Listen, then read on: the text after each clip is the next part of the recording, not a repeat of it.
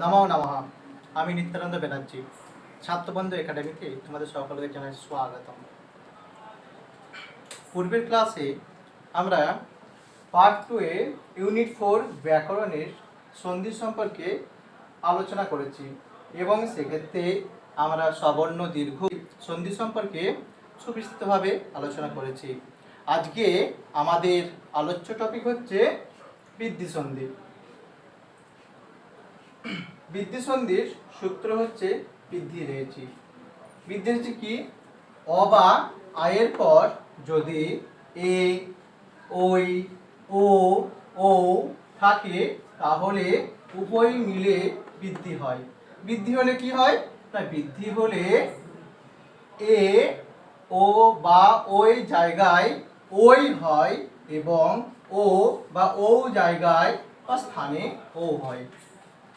কিভাবে হয় দেখা যাক। না, অ বা আয়ের পর যদি এ বা ওই থাকে কি হয়? ওই হয়। যেমন সদা যুক্ত এব, সদৈব।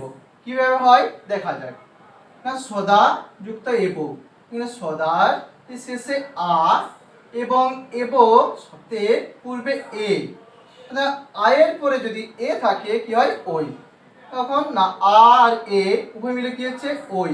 ওই কোথায় যুক্ত হবে? না, পূর্ব শব্দের সঙ্গে।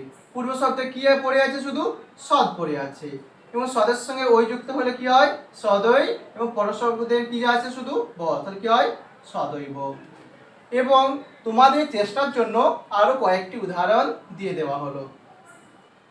এর পরবর্তী থাকছে অ বা আয়ের পর ও বা ও থাকলে ও হয়।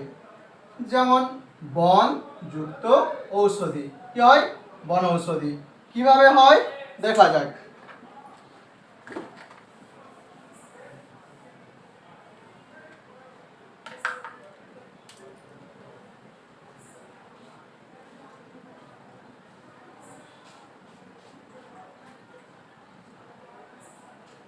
এই যে বন, বনের যে দন্ত ন, দন্ত শেষে থাকে অ এবং ঔষধির ও, কি হয়? অয়। অয়ের পর যদি ও থাকে কি হয়? ও হয়। তাহলে কি হয়? অ আর ও এর স্থানে কি হয়? ও। কার সঙ্গে যুক্ত হবে? পূর্ব বর্ণের সঙ্গে।